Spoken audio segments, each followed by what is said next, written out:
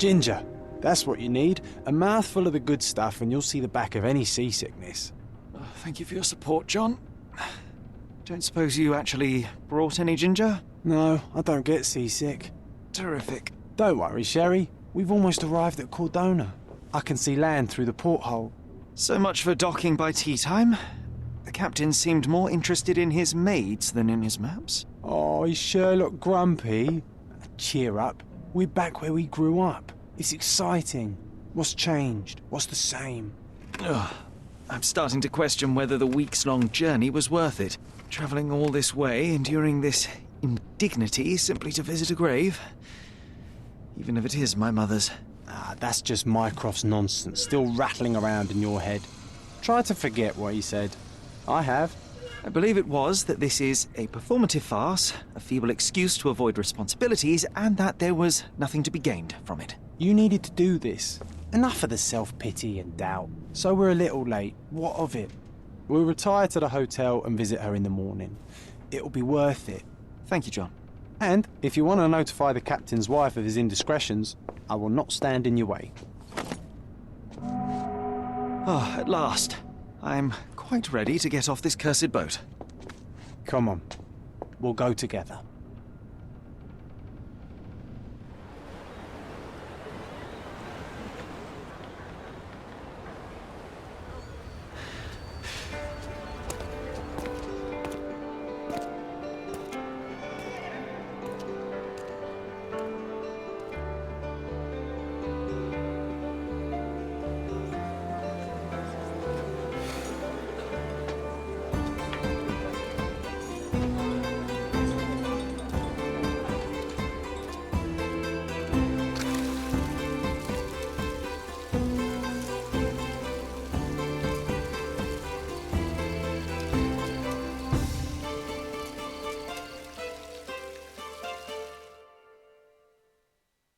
Welcome to Il Palazzo de Lusso, sir. If you need something, sir, please inquire at reception. Welcome to Il Palazzo di Lusso, sir. We just need your signature. Would you kindly sign these papers, sir? Would you kindly sign these papers, sir? There you are. Ah, Mr. Holmes. Yes, we have room 221 prepared for you. I see it was reserved for 2 people. Would you like a second key? Oh, no, I think we'll stick together. Very good. Rooms are upstairs, sir. Welcome to Cordona. Hurry up, Sherlock. I want to see our room. I hope there's a balcony with a view.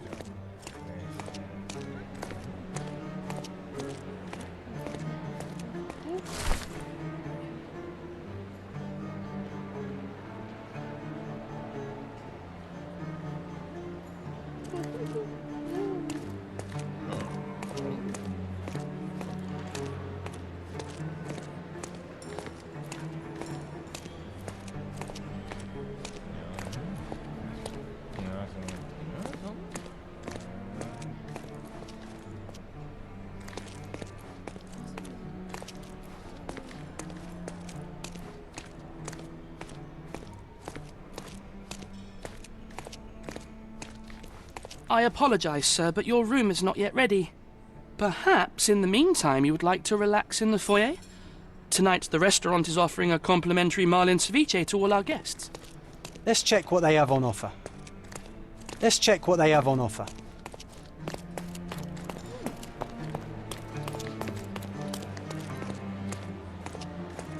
Hey, Sherry. Just our luck. If seafood's not to your taste, everyone loves Benedict's batch. Our poached eggs with hollandaise sauce. If seafood's not to your taste, everyone loves Benedict's batch. Our poached eggs with hollandaise sauce. A medium, John. Haven't we been through this already? Come on, it's not like we've got anything better to do.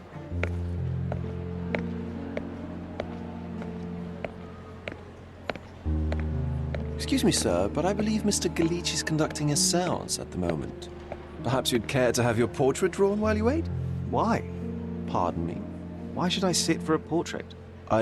Sir, it's art. It doesn't need a why. It is its own justification. All things require justification, be they objects, systems, or beliefs. How about art as the lens through which we see the truth of the world? That's backward. Truth is not subjective and not complicated. It's just the truth. It either is or it isn't. You do not need a lens to see it, just an open mind. Ha! That seems rather close-minded. Truth, like beauty, is in the eye of the beholder. So tell me, what do you see? Mediocrity.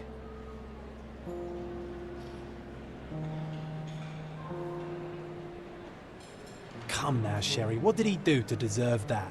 The servant mentioned ceviche at the bar, Sherry. You should grab us some, and I'll find us a table. I'm starving. Okay, time to check if John found us a nice table for the evening.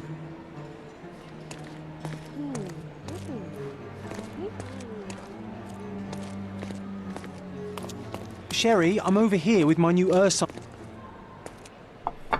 Cordona's even quieter than I remembered. It's going to be a long evening. Ah, come now, Sherry. What say we amuse ourselves with a little game? What were you thinking? Oh, promise me it isn't nonsense. After being cooped up on that boat, I am itching for activity. No. As you can see, someone left a cane on our table. I simply thought you could identify its owner. Ah, so it is nonsense. It'll take me a minute, John, at most. Well then, you can deliver it to him as well. Deliver it to him? Then what are the staff here for? Aesthetics? Stubborn, Sherry, too stubborn. You wanted something to do. Slapping oneself in the face is also something to do. That doesn't make it worthwhile. But all right, let me take a look.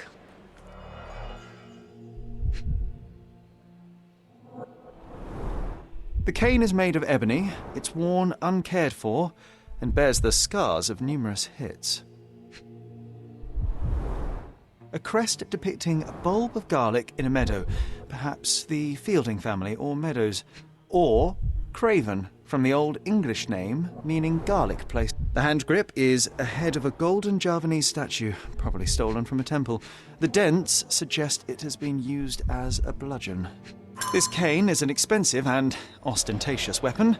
Its owner must be vain, volatile, and of noble English blood. Take it with you, Sherry. Let's return it to its owner. All right, I hope you noted down your observations in your casebook. But how are you going to find this nobleman? The cane itself is not enough. I may have to ask other guests if they saw who was here.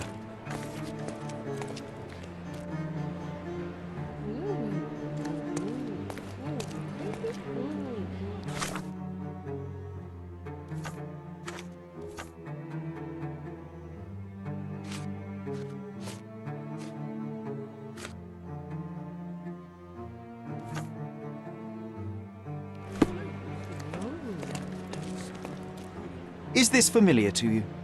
That's a question I can answer.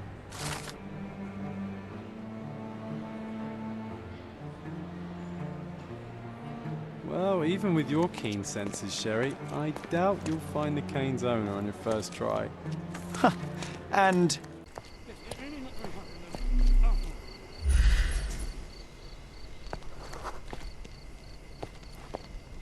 do you know anything about this? My dear fellow, you're talking to the right man.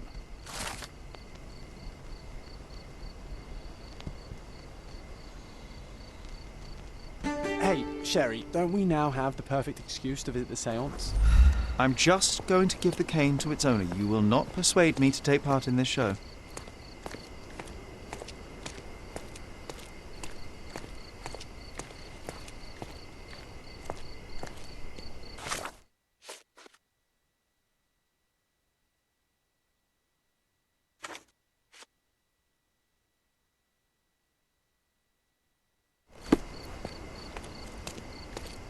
I didn't see the owner, Sherry, so I can't help you find him.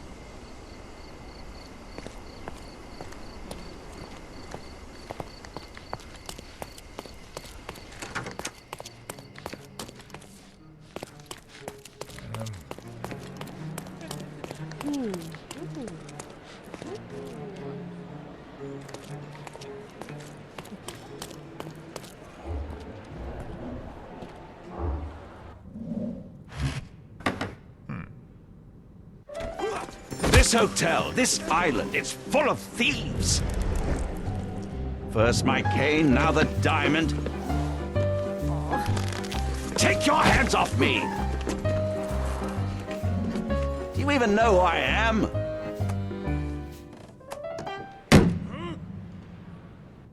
Hey, boy! That's my cane! I get that a lot. It's a very common design. What? No, that's a custom-made. A joke. A joke. It was left at my table in the restaurant. I thought it deserved to be returned. Well, I'll be... It is rare to encounter a straight-fingered true penny these days. What a gentleman. But I must ask, how did you know I was the rightful owner?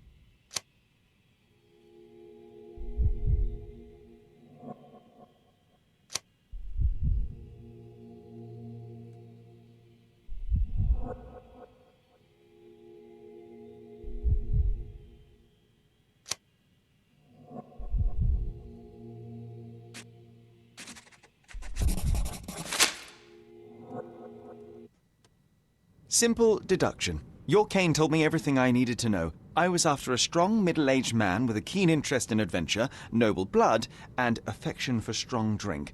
And if one were to go further, one may even be able to extrapolate your name from your heraldic symbol, Lord Craven.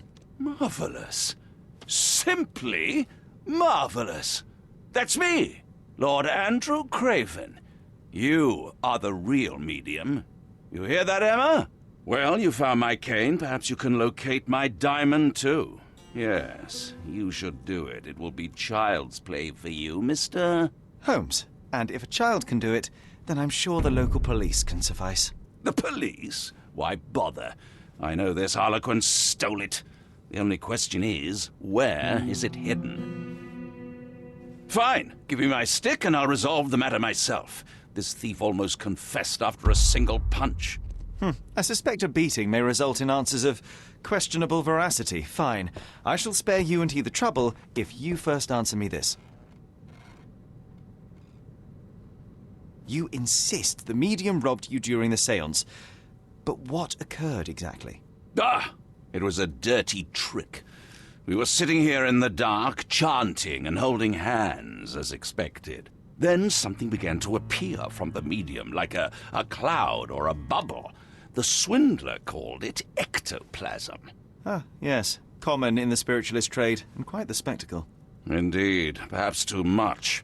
My beloved Emma screamed in horror, and I stood to defend her, attacking that cursed ghost. How brave. But my hand hit nothing. The medium jumped away from me, and Emma fainted. I lit the candle, and the diamond was gone. How does a priceless diamond become the subject of a séance? It is an unusual accoutrement. Emma wished to speak with its former owners. My grandfather told us it belonged to a Rajah, an Indian king. So you were summoning long-dead Indian royalty, and, pray tell, you were expecting him to converse in English? To be frank, Mr. Holmes, I don't believe in ghosts. But Emma was fascinated by the idea of meeting a real king, even a dead one. Well, a crown is a crown. Can you describe the stone itself? A yellow diamond, not less than 100 carats, and perfectly egg-shaped. There is not another like it. Stay here, and don't touch anything. I'm going to investigate further. Don't fret, I'll be keeping a close eye on this thief.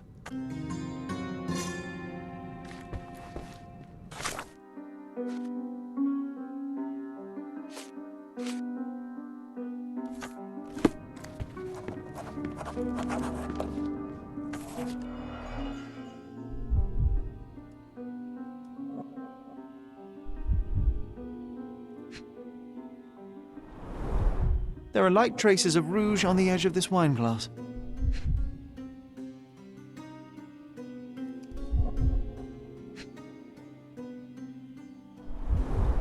This must be the ectoplasm. Too bad there's not enough for a proper chemical and half a glass of Balblair The ghost was Scotch here, and Sherry. remains of a Paul Aranaga cigar. What else does a gentleman need?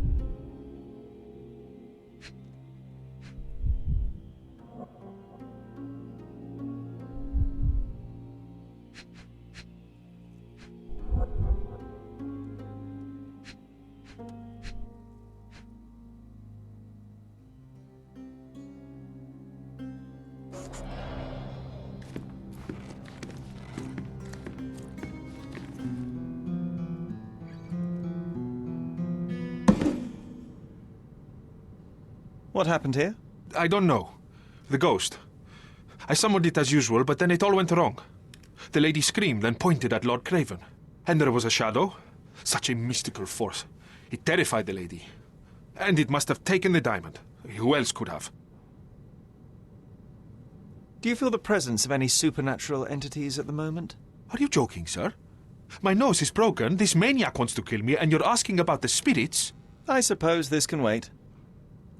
I will investigate, and the culprit will be identified. But the stubborn brute Lord Craven blames me right now. As if I could do something like that. Perhaps you can reason with him? Please?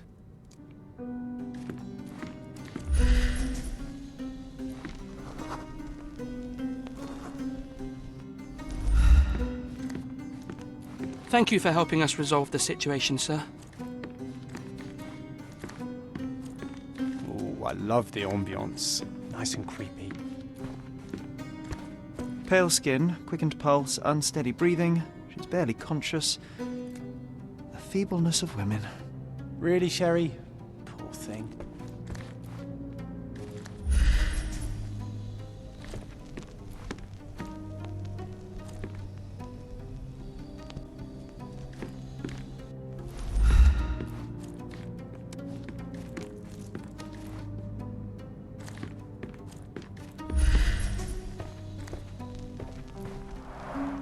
Quite a display for the tremulous visitor. How can you not love this stuff, Sherry? It adds so much atmosphere to the room. Was this covered on purpose? Of course. It is very dangerous to leave a mirror exposed during a séance. The spirits may become enraged. Or someone may notice the trick they should not see.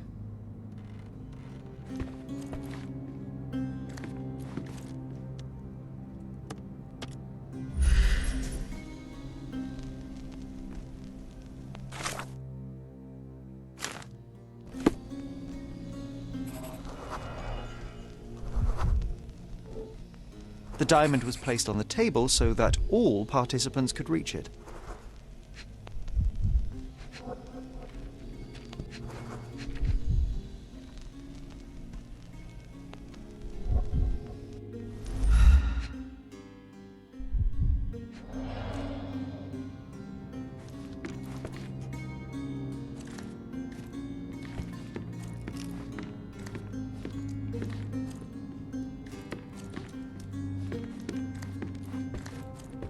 This hefty chair has nearly broken after hitting the wall. Could one man even lift it? At Cambridge, I was captain of the rugby team. It was no place for weaklings.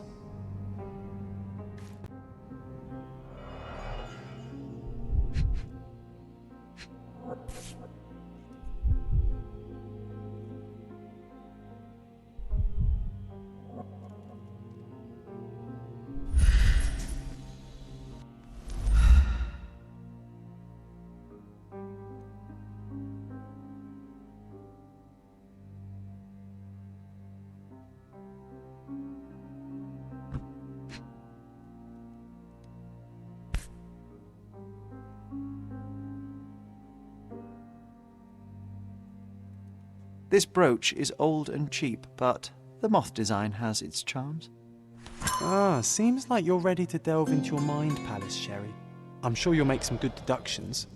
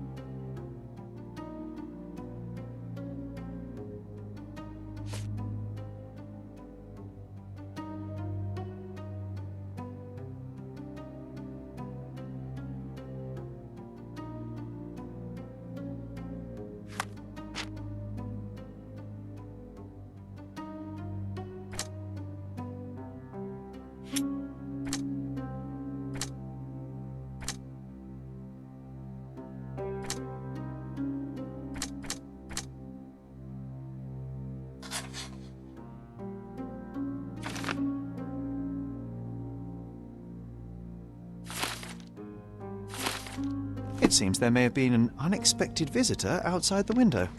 Ah, I hope it was the ghost of the Raja.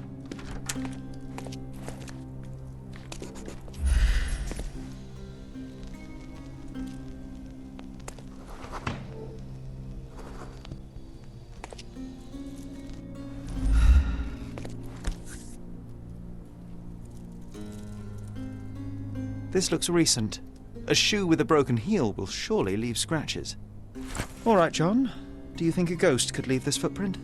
I'm reserving judgment. Use your keen eye to follow the trail.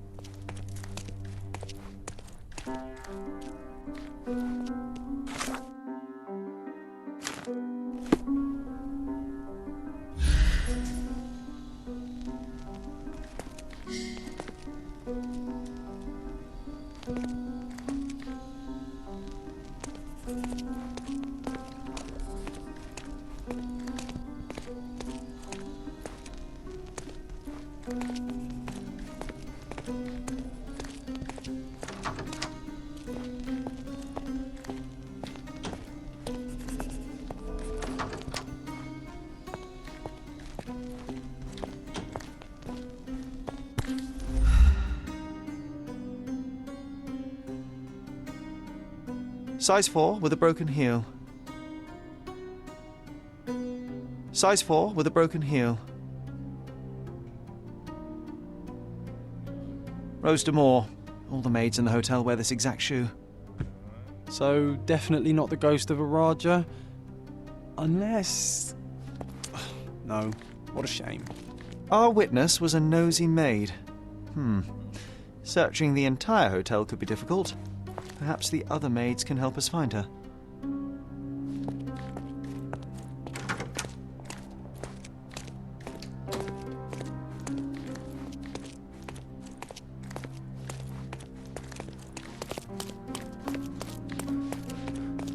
Do you know anything about this? Apologies, sir, but I've never heard of it.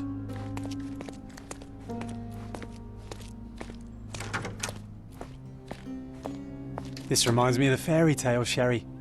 Will you find your princess?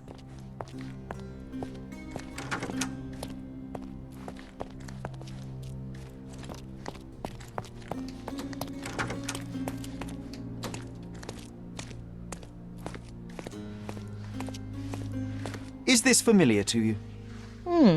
You look like an honorable man. I have some information for you.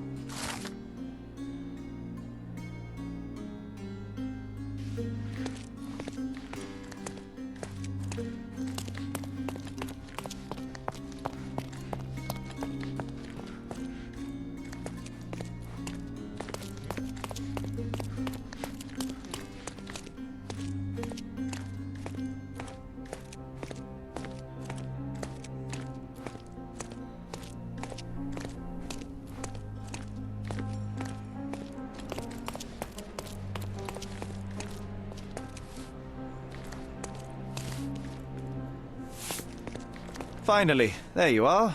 One would think a maid would be easy to find in this place. I'm sorry, sir.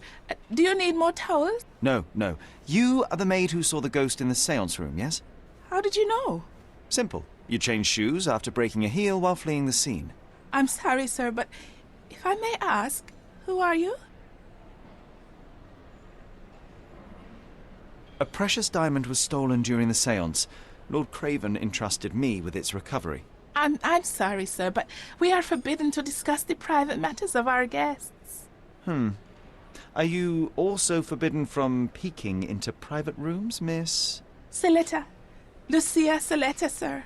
Tell me, Miss Saletta, what would your manager say if he knew you were spying on guests?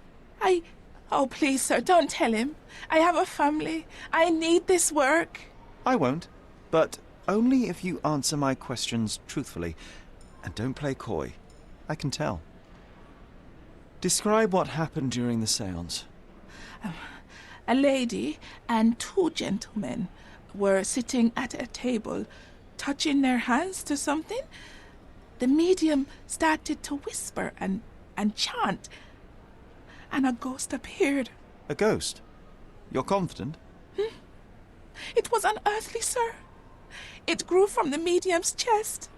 A glowing cloud or a bubble. I pressed closer against the window to see better. And the lady saw you? How did you... Yes! She screamed and pointed, so I hurried to escape, and I broke my heel. But I did see the ghost. A sickly, evil thing. And that's all you can tell me? Did you see any of what happened next? The medium, Mr. Galici, he was doing something with the ghost. He grabbed at it like he was trying to catch it. And then I ran. I suppose I should be grateful you endured these horrors for such a long time. All right, I have your account memorized. Good day. You scared the poor girl, Sherry. Did she really deserve that? We all got what we wanted. She talked. I stay silent. Oh, let's get back to the crime scene. I always love seeing you explain simple things to simpletons.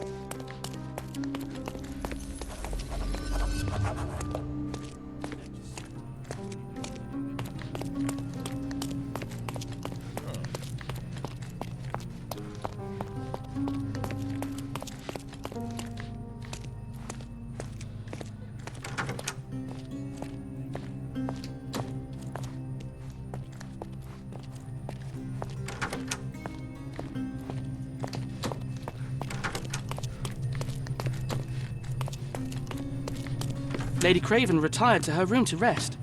Lord Craven remained here until the staff reported that the medium was locked in his room.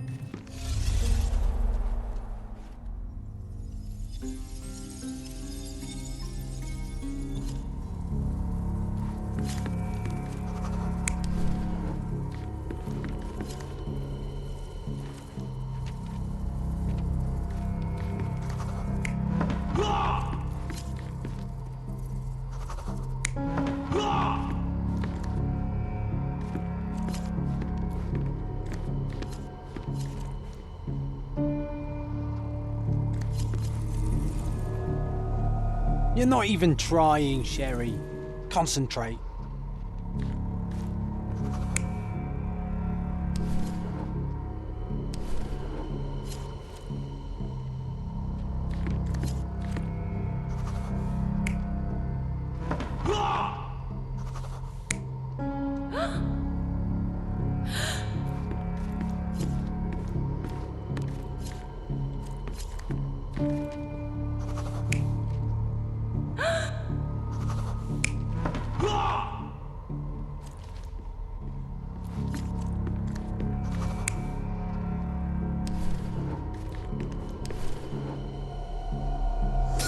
It all began when the lady screamed and pointed at the window.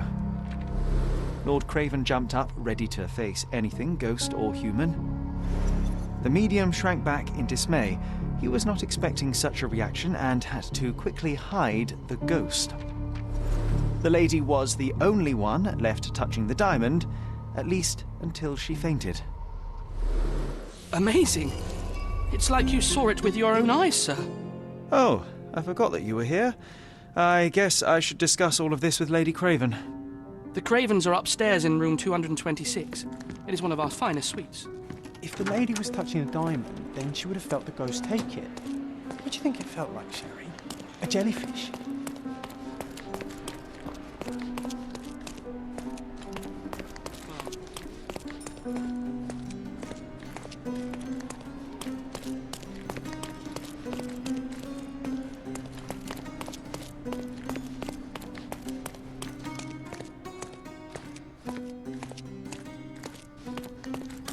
Lady Craven is not who she seems.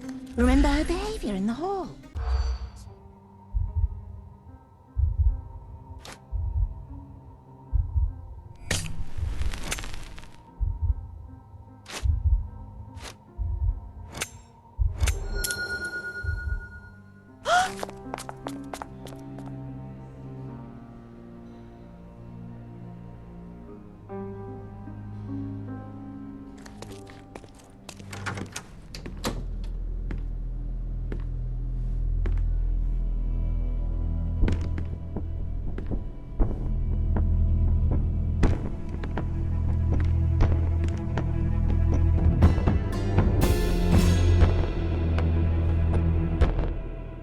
You're here, at last. I didn't do that. I swear, I found her this way. Well, I did have some questions for her, but it seems I've arrived too late.